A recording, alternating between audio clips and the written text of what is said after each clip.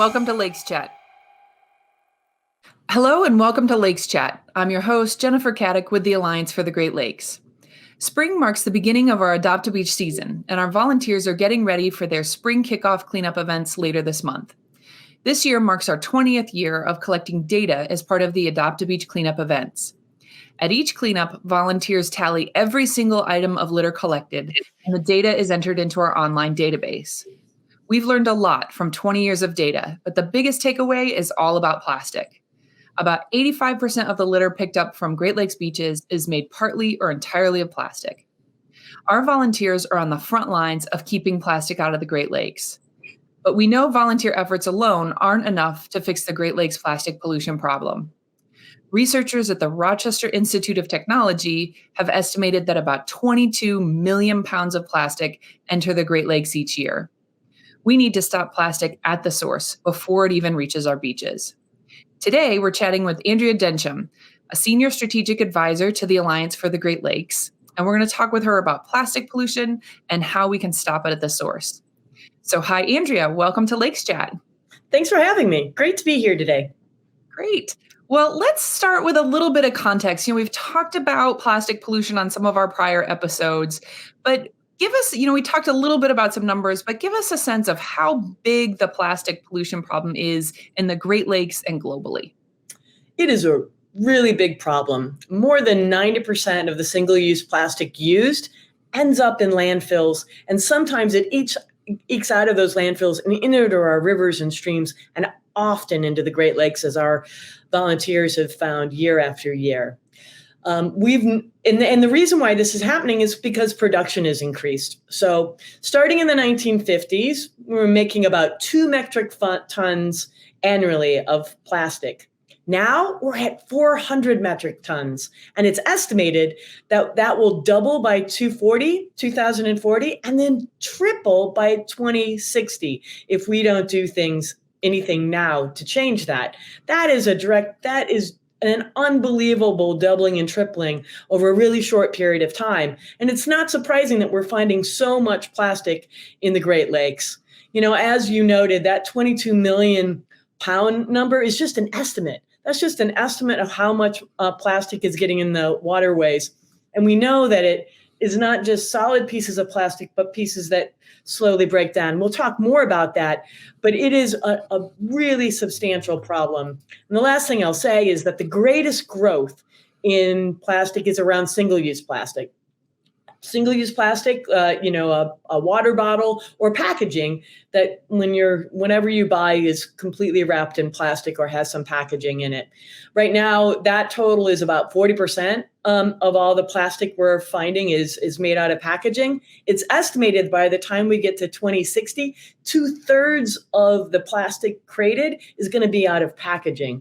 So we have an opportunity right now to change that trajectory and to make a difference.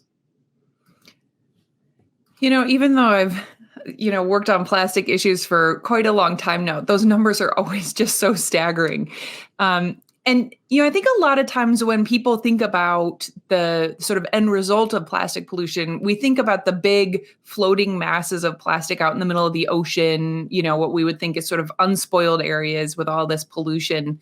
And certainly that's a key issue, but that those big masses of plastic aren't necessarily the problem here in the Great Lakes, right? Our concern is more about the microplastics. So tell us a little bit about what microplastics are and why we should be concerned about that. Yeah, microplastic just refers to the size. So, there's micro, which is one size that scientists use to measure the size of it. There's even nanoplastic, which is even smaller bits. And it is that piece of plastic. So if we think about the classic, iconic water bottle, it breaks down. And it's made of, I think it's really important to think of what plastic's made out of, right? 98% of all plastic is made of fossil fuels, primarily oil or gas, and then chemical additives. So as that's breaking down from that one piece of that one plastic water bottle to little and smaller pieces, it is leaching off that oil, that gas components and the potential chemicals that made it. And it's impacting wildlife as well as humans, because that's becoming, all of that is decomposing and coming into our waterways. We know that those Great Lakes, I live here in Evanston, Illinois, and that water in Lake Michigan is what I drink every day. And the water right next to me is water that came from Lake Michigan. And in there is most probably microplastic and nanoplastics. So it's a concern for all of us. And the last thing I'll say about that is that we've increasingly learned that the chemical additives and the petroleum byproducts can be a big concern for endocrine disruptors. So there's a real human health component to this as well that we need to pay attention to. But when you hear the word microplastic, it's just about the size. It just means it's really, really small. Yeah. And so, going to sort of solutions to try and figure out how to manage all of this plastic that's gotten into our environment. We're also used to sorting out the recyclable plastic from the trash at home or in the office. And I've always assumed that plastic, when I dutifully separated it out into my curbside recycling bin, that it somehow got repurposed and changed into something else, that I was theoretically using down the line. But it's my understanding that very little of the plastic produced is recycled. Why not? And where does it actually go? Yeah, there are two big problems on the why not. One is really about the manufacturing choices, about what types of plastic is created. So I have a glass bottle of olive oil here, and it's made out of glass, right? That glass is glass. There's one kind of glass. I mean, there can be different colors, but there aren't 7,000 different types of glass in terms of recyclability, right? When it comes to plastic, there are an extraordinarily different sets of components using different chemicals, different polymers to make the plastic and make it into whatever the packaging is. And some of those are recyclable and easily recyclable. And I say easily because it means, what can our local municipality do, right? What can happen here in Evanston or in some small town in Iowa or Ohio or New York? Like what can your town do with that plastic? If it's not easily recyclable and if there's not a market for it, then it becomes trash. And that's what the challenge that we have right now. The volume of plastic waste in the United States has been increasing substantially, right? Right now it's about 44 metric tons, about almost 300 pounds per person annually. And recycling rates, instead of going up, have been going down. And it's mostly about what kind of products there are. The products that are being created aren't very recyclable. So in 2014, the recyclability rate was around 8 to 9%. We're about 5 to 6% right now. So we're having plastic production going up and single-use packaging, and we're having recyclability going down. That's not a win-win. That's a lose-lose kind of calculation. Yeah. And so that must be putting a lot of expense on our communities, right? If you like, I'm imagining, my community actually doesn't have curbside recycling. I have to go to a transfer station. And so when I dump my recycle bin into that giant bin of plastic, if only 4 or 5% of that is recycled, my municipality, it must be having to pay to figure out where that goes, right? There's got to be some local cost for that. Absolutely. And it's especially hard for smaller communities. So when I'm from Michigan and when I go up north in the smaller communities, I am honored to go visit with family and friends.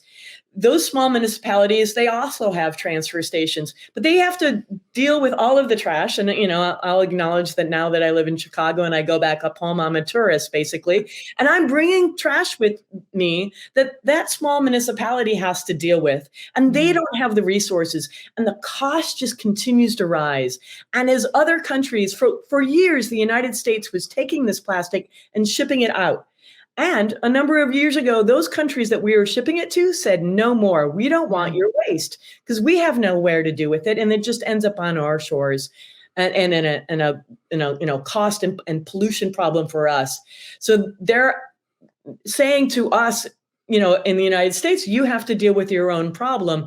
And it really, really sits on the shoulders of local municipalities. And think about our tax rates. A lot of that has to do with the challenges our local waste haulers have to deal with when it comes to plastic in particular as something that has no place for it to go.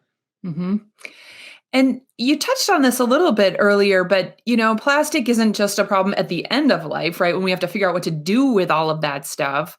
But it's really polluting around manufacturing. So tell us about some of those concerns around just making all of this plastic in the first place.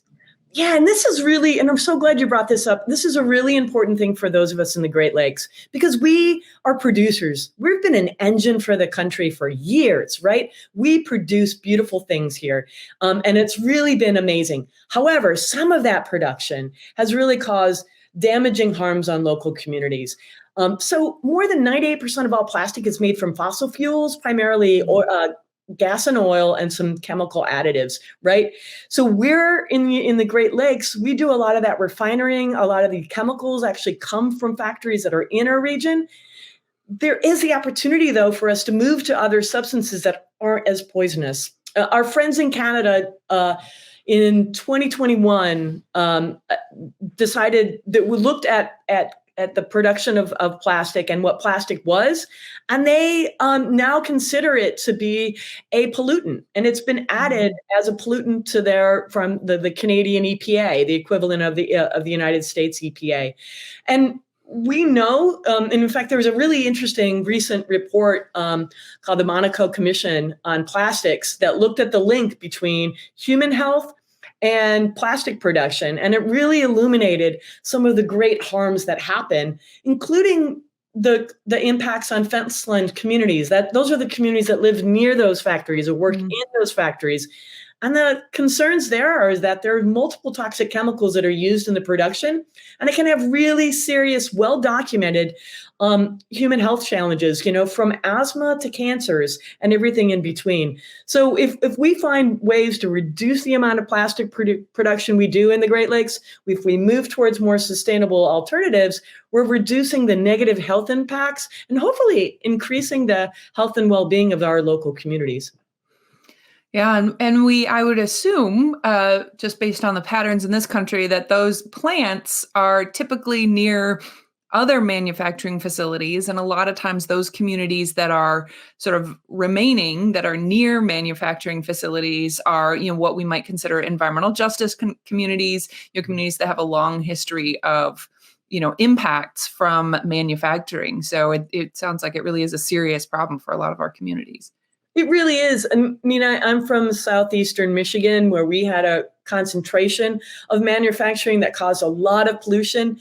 When I drive back home, or if I go downstate here in Illinois, I can drive through places like Joliet or East St. Louis or Gary, Indiana areas, and I can see that pollution and the concentration of it. And the folks that live there, the amazing, hardworking people that live there, are living with the extra burden of that pollution. And it really, really matters. The other thing I just want to note is that this also has an impact on climate change, right? It is estimated by 2050 that plastic production could account for at least 15% of greenhouse gas emissions, which is really substantial. So, not only if we're moving away from plastic are we reducing the toxic impact for environmental justice communities, but we're also really addressing climate change. So it sounds like more and more reasons to move away from plastic and figure out how we can prevent it, from causing any of these problems to begin with. So, I know one idea that's been talked quite a lot about is this concept of extended producer responsibility, or EPR. What is that, and how can it help with some of these problems? Yeah, so EPR sometimes is also known as product stewardship. So it's a strategy to place a shared responsibility of the product management on producers and other folks who manufacture the products, and other entities to get them involved in the product supply chain, right? So that they make a decision upstream. I'm going to use this as an example. It's another thing I have. So this is a spice, and it's made out of glass, right? Mm-hmm. So the people who made this spice jar could have made the choice to make this spice jar out of plastic. They had a choice. There's a decision point in the supply in making this wonderful product, which is yummy, by the way, from local provider. they have a choice when they're doing it. Are they going to put it in plastic, or are they going to put it in glass or something else that's is as more recyclable, like metal? And we want to help them, and we want to incentivize the choice to make more sustainable choices, so that at the production side and at the end of use side, we're having less of a really bad impact. So what's been happening for such a long time is we have laid these responsibilities on the public at the end after the product's been created. We're trying to go upstream and encourage the producers at the beginning to make those decisions. And really, this means that we're advancing policies that incentivize sustainable packaging and manufacturing, that expand new markets, have the potential to do that, and hopefully grow new jobs in our region with solutions that decrease pollution and decrease the kind of pollutants that happen when these kind of items are manufactured. Got it. And it seems pretty common sense to me. Has it been tried anywhere? Has this idea been tried anywhere else in the US or globally? Has it been successful in sort of shifting those decisions made, before anybody starts putting their product in stuff? Yeah, it has. Across the world, this idea started in the 90s, and it's been in countries all over the world, including our neighbors in Canada, places like Spain and South Korea, the Netherlands, Portugal, and the different, our friends in Canada, each one of the provinces has their own EPR type of models, and some are much more productive than others, and they're all learning in real time how to be better. In the United States, just last year, California passed and the governor signed a really forward-thinking EPR bill, and it really talks about source reduction. So, I think source reduction is really important for us to think about when we're talking about linking EPR and plastic. What we want to do with these extended producer responsibilities or product stewardship models is we want the choices, we want to change the decision choices on the product construction, right? We want to reduce the amount of plastic, single-use plastic that's created, and increase other more sustainable other options to happen. And we want to try to incentivize reuse as much as possible. And that's also something that's really important. But I think one of the things I want to note is that this movement towards EPR and product stewardship, I like to think about it as sort of like the great work we're doing on moving towards cleaner energy, right? We have been moving from dirty, polluting energy that's having a damaging impact on our local community's health and well-being to cleaner alternatives. And that's happening, and it's happening fast. And we're talking about that as a just transition. We can do a similar just transition with manufacturing, right? We can move from dirty, polluting, single-use plastic production to more sustainable alternatives. And we in the Great Lakes perhaps could be at the forward of that, the beginning of that, and really moving us towards a just transition to more sustainable and clean manufacturing products. Mm-hmm. And so you briefly mentioned reuse there. I'd like to talk a little bit more about that. Like how, I know there's also efforts to sort of incentivize different reuse options. Tell us a little bit more about that. What does that start to look like? It's a super simple idea and incredibly helpful. I live in Illinois, as I noted, and just this past week, 2 bills moved through the Illinois General Assembly. One that would allow people like me to bring containers like this, which is a water bottle, which is reusable, to a restaurant or another place and refill it. So that's one thing, is to allow me as a consumer to bring a reusable container and fill it with whatever it is that I want, as long as it's clean and I take good care of it. But the other thing is about water, and water is so important to us. And we know how important clean water is in the Great Lakes, I think in a way that maybe many others in other regions haven't quite had to face like we have in the Great Lakes region. We appreciate how important and critical it is to have good, clean water. But the other bill that we're moving forward is having refilling stations. Every time someone puts in a new water fountain, they put a refilling station in there. So, and it's super simple. It just means, though, that more people have access to affordable, free, clean water that they could fill with their own containers. And those type of reuse options, whether it's my coffee in the morning or it's water for me in the afternoon, those types of really simple solutions means that I'm not creating any sort of single-use item, no matter what it's produced by, and that I'm using something else that I can reuse over and over and over again. I have ball jars in my house that are from my mom. Those work perfectly well, and they've last clearly generations. And there are objects that we can create that we can not have to produce one at a time, but we can reuse them over and over again. Mm-hmm. And would any of this just sort of occurs to me? I live in a house that was built in the 1800s, and there's this funny nook in my kitchen. I finally figured out, I think it was a milk bottle spot, where in the old days, right, that you'd had your reusable milk bottle and a milkman would come deliver it. And so you'd put your used ones there. He'd take those, put some new ones in there, and keep, hopefully reusing those bottles. Would any of this legislation sort of incentivize manufacturers to do that kind of thing, to go back to that model? Like, okay, if I buy milk in a glass bottle, I'm happy to bring it back to the grocery store and get Absolutely. another one. There's a couple co-ops I go to that I still can get those glass milk containers. And as a kid from a dairy farm, I didn't grow up on a dairy farm. My grandparents had a dairy farm, and they really loved it in a glass container because they felt like their product actually tasted better. They had a lot of pride in what the milk that they grew, and they were much more happy to see it in a glass container. Yes, these EPR systems and product stewardship really try to incentivize manufacturers, big and small. So from that small little dairy to big global companies, to move towards reuse. And that reuse is really beginning to happen. People are thinking about it and moving forward with it. Häagen-Dazs has tried out a reuse system. And one of the things that I've heard from them is that they love that it actually keeps their product tasting better than it does in other containers. So, I think that is one of the things we're trying to do. When we incentivize positive things, it's extraordinary what creativity is out there. And that's what we have to unleash. We have to unleash new creativity, that we're full of smart people that can help us come up with great new solutions, even that could even be better than what we have right now. Mm-hmm.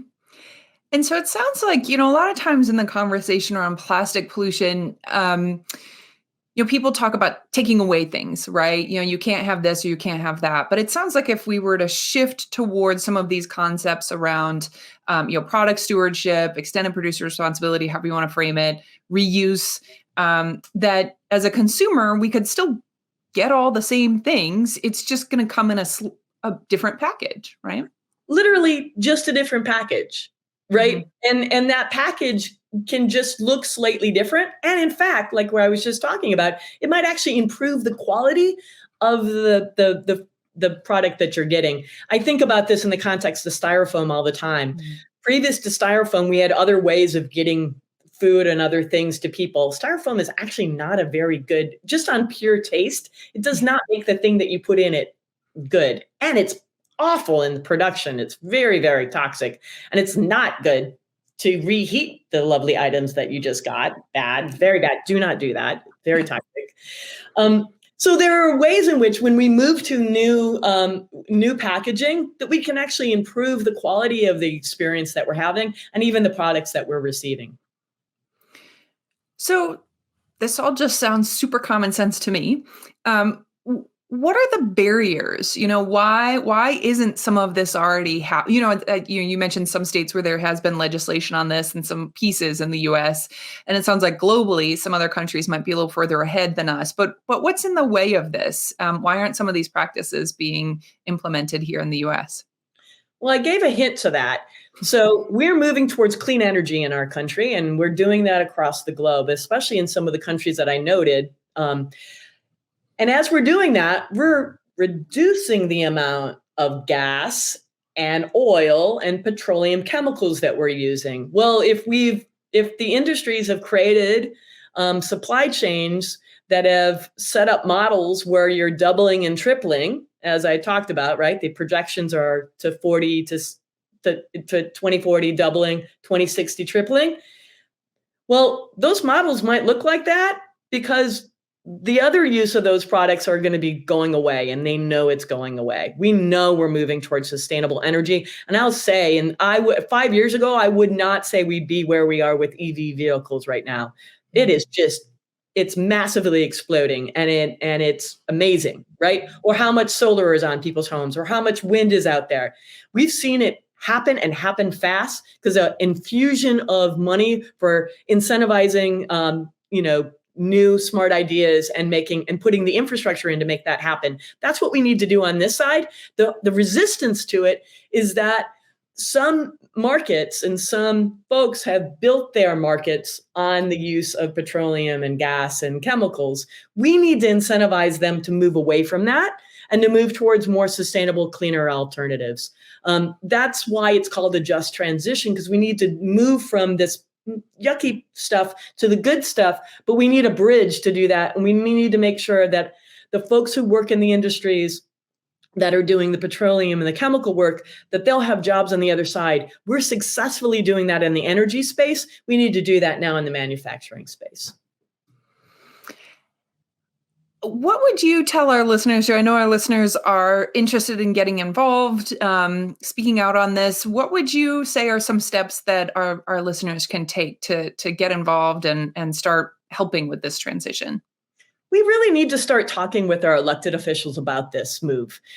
We need to, this is going to be a process, and we're going to need to move forward on it, but quickly. And the reason why I'm comparing this to the transition we're making in the energy space is, I think, again, 5 years ago, none of us would think we'd be where we are now. But we all invested, we put our oars in the water, and we worked towards a similar goal. We now need to do that here. We need to put our oars in the water and move towards a goal, towards a healthier, more sustainable manufacturing, and absolutely reducing the source production of single-use plastic in particular.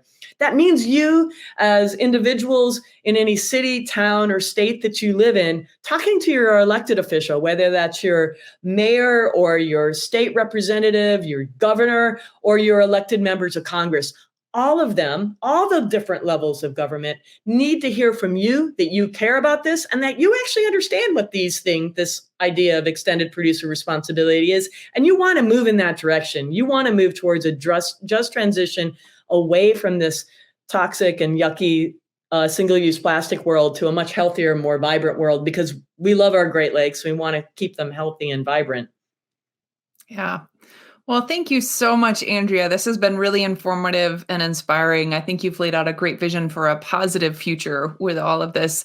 And I do want to let our listeners know that we do have an action alert up right now for our federal officials around this issue of extended producer responsibility, and lays out just some of these principles. So if you want to, you can visit greatlakes.org/take action and find that action alert and start today telling your elected officials that this is the direction we need to go. So thank you so much, Andrea. Appreciate you taking the time today.